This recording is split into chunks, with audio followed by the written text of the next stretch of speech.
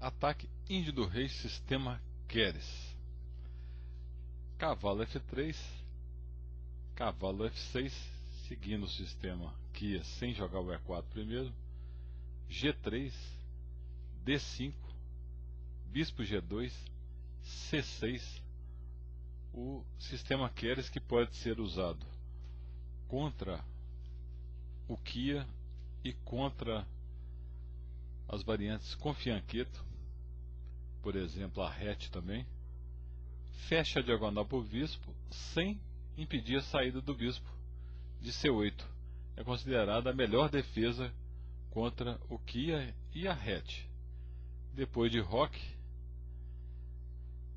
bispo G4 ou bispo F5,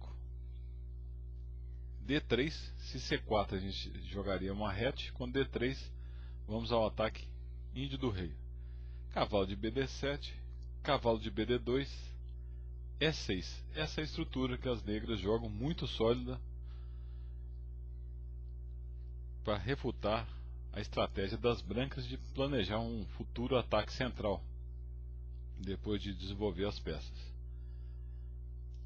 Uma opção aqui é H3. Depois de bispo toma F3, cavalo toma F3, o cavalo não está apoiando mais o avanço E4. Mas as brancas continuam com o mesmo plano de jogar E4 com bispo E7, E3 para jogar dama E2 e E4, roque, dama E2, A5, E4. Seguiu o plano normal que nós vimos em todas as variantes do Kia nos outros vídeos todos. A4, E5, ficando na posição típica. Depois de cavalo E8, A3, B5, D4, a casa C5 fica protegida, dificultando o lance C5 das negras.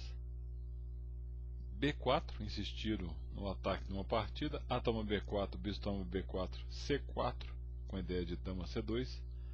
Cavalo C7, dama C2, ataca H7 e o peão de A4. Dama B8, protegendo o bispo. Cavalo G5, força as negras a debilitar com G6 e as brancas têm um jogo melhor, com mais vantagem de espaço, com o cavalo de ligeiramente restringido, par de bispos.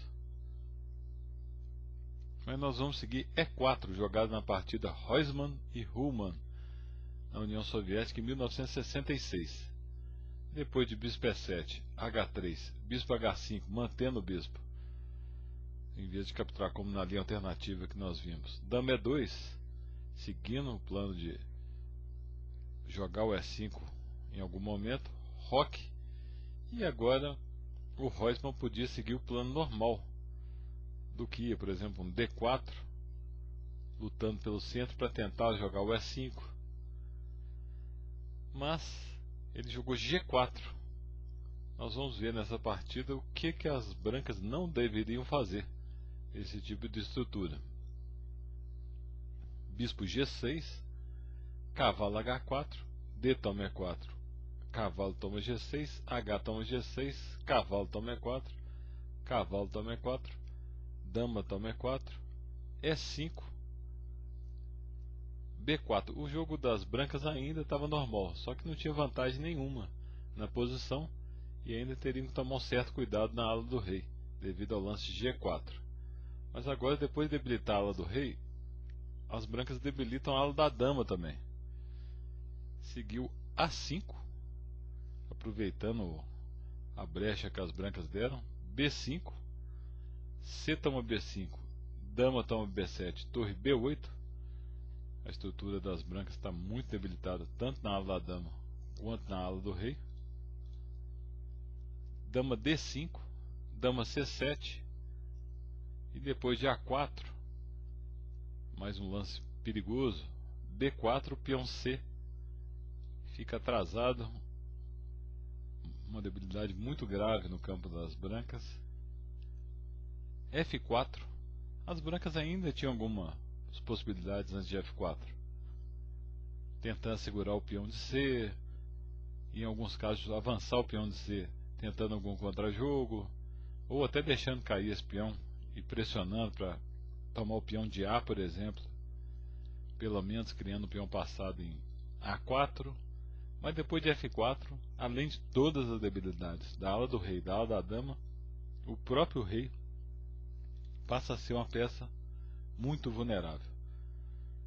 Seguiu dama toma C2, deve ser o que as brancas não contaram aqui, deixaram o cavalo D7 cair. E depois de dama toma D7, bispo C5 cheque, rei H1, bispo D4. E as negras estão completamente ganhas, recuperam o material com o rei branco totalmente aberto.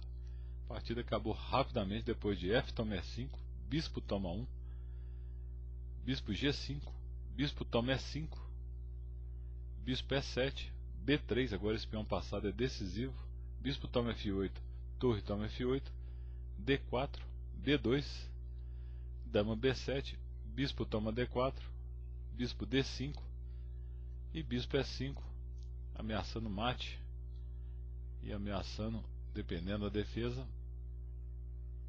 bispo F4, promovendo o peão. Por isso, brancas abandonaram.